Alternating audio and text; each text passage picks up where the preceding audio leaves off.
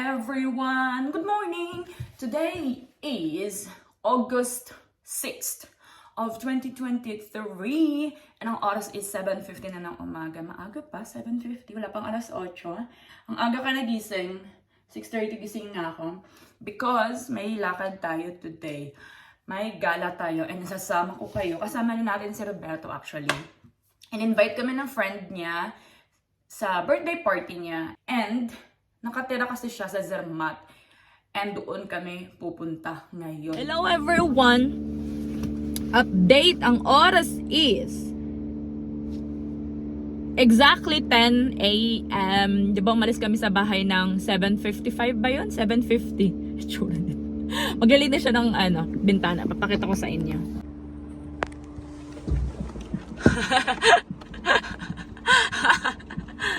Oo. Ayan siya. Ito pala yung gamit namin sa sasakyan ngayon. Yung mini.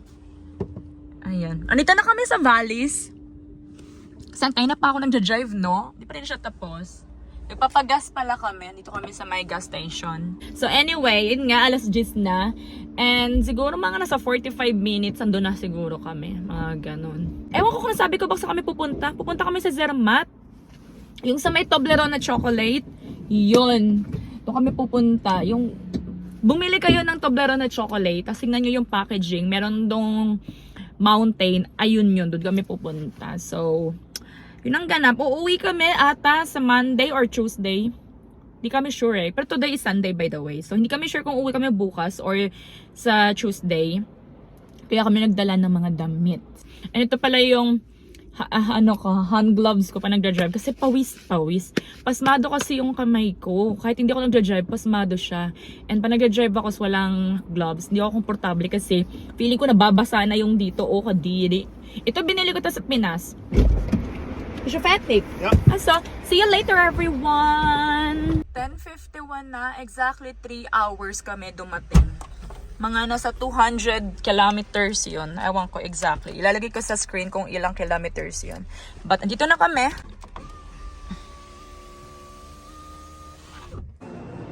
Andito na kami sa Tash. Ayun, bumibili sa Roberto doon ng ticket to. Tapos, ito yung papunta sa Zermatt. Kaso, bumibili pa siya ng ticket. Hello! Hello! Naghihintay na kami ng train. Naghihintay kami ng train. Ito yung mga dala-dala namin.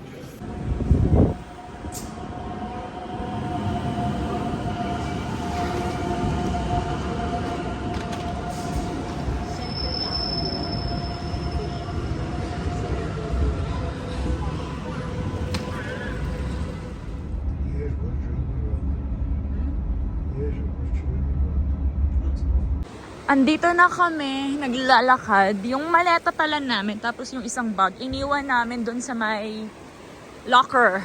Kasi diretso kami sa bahay nung friend namin. Doon kami magla-lunch. Ayan si Roberto. Tapos ayan yung hawak-hawak niyang paper bag. Ayan yung regalo namin dun sa my birthday. Konti lang yung tourist ngayon since hindi naman winter.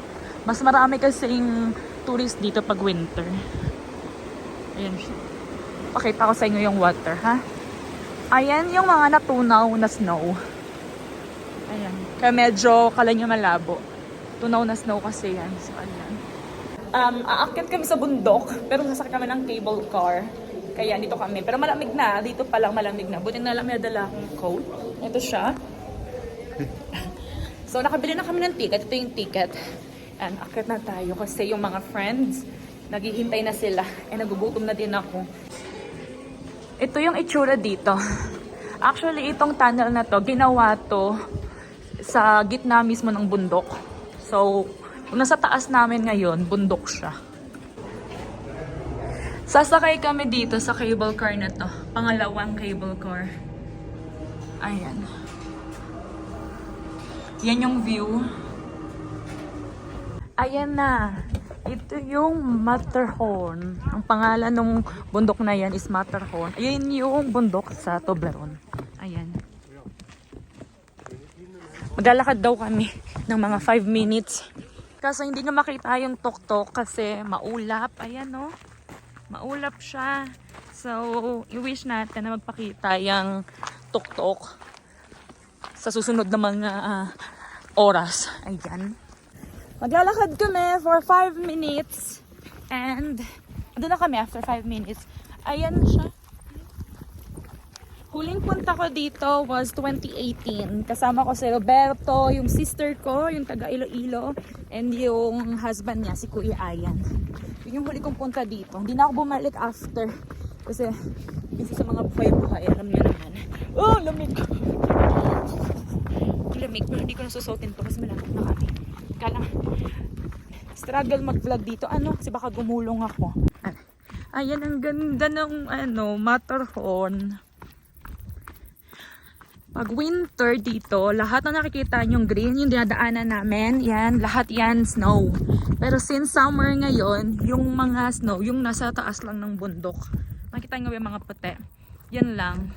Pero sa ilalim ng bundok, may mga glacier kasi dyan. So yun naman kasi, all year round yon may snow. So, teka lang!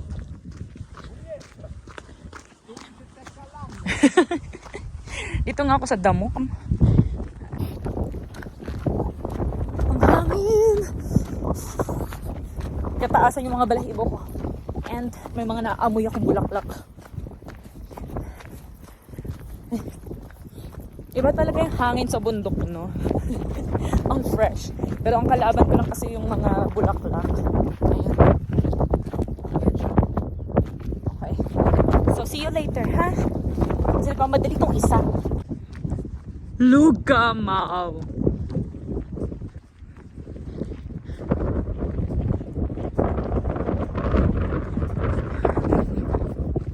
Ayan na, glacier yun sa ilalim nun. Yan.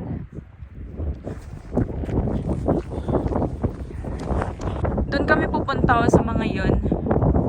Doon, dyan pala. Diyan kami pupunta sa mga yan. Restaurant kasi yan.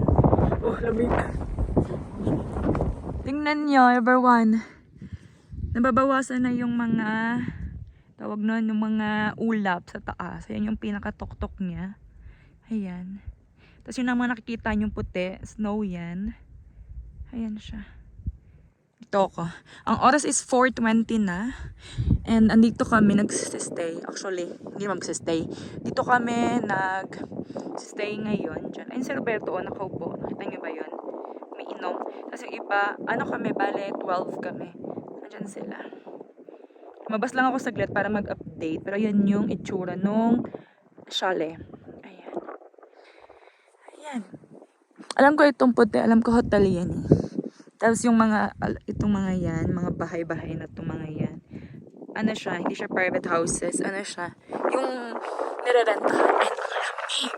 Buti na lang ang kapal ng dala kong jacket kasi ang lamig. Ang lamig. Lamig-lamig. Asa na yung Matterhorn? Ayun yung Matterhorn. Narinig niya ba ako? Pero ang lamig. Wala akong gloves. Alamig ako. Ayan. Maglakad-lakad tayo saglit ha. Kasi naparami na yung inom ko eh. So kailangan ko maglakad-lakad. Baba tayo dito. Iniiwan ko muna sila dun. Bala kayo dyan. Inaya ko yung iba, yung mga girls. Nilalamig sila. Bala kayo dyan. Ako na lang. Ayan. Ayan ang itsura niya. Mag-live kaya ako. Pwede pa bang maglakad dito? Yeah, I think naman pwede pa. Ah, tingnan niyo oh. Tingnan niyo. May gumagalaw. Anong animal yun? Wala, anong animal to? Hindi man siya pusa. Ano to? Lapitan ko kayo. Lapitan ko para makita ko. Tapos takbo ko pag hinabol ako. Asan na yan? Pare. Asan na siya? Ayun no, dalawa sila. Ayun yung isa. Ito yung isa. Yan ah. Kumakain. Tapos andun yung isa. Sana yun? Ayun ah. Ano to? Squirrel? Ah, parang squirrel nga. Yes, I think squirrel. Ayun yung isa. Mas malapit sa akin. Kasi baka habulin ako eh. Ganda ng view. Malamig lang.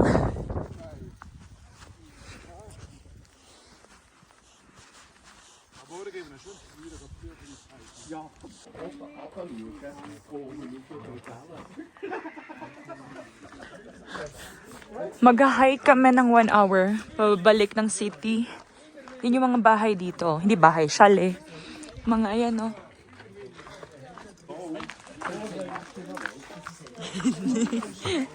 Wissen alle, wer wo wohnt. Ayan, oh, mga bakasyonan. Para siyang Airbnb, ganon. Walang nakatira dyan. Puro lang siya sa mga turista. Kala niyo ano, no? Patawag nito, mga inabando na. Pero hindi yan inabando na. Ganyan talaga yung itsura.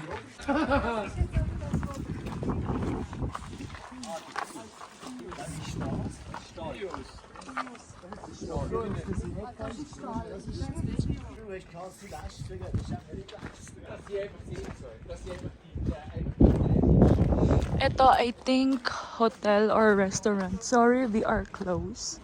Pansin nyo dito, puro English. Kasi nga, puro turista yung pumupunta dito. Ang cute naman dito.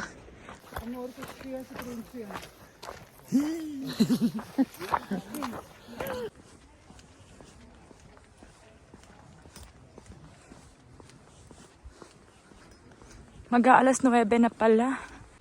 Papakita ko lang sa inyo to. Itong bahay na to, papasok kami dyan. Bahay pala yan ng isa namin kasama. And based sa sinabi ng may-hari, 1720 pa daw to natayo. Diba? Parang namana ng namana, tapos may binili. Parang something ganun. Basta 1720 pa yan. Imagine, no? Hanggang dun. Diba? Ang galing. Yan, ang ganda. Papasok na kami.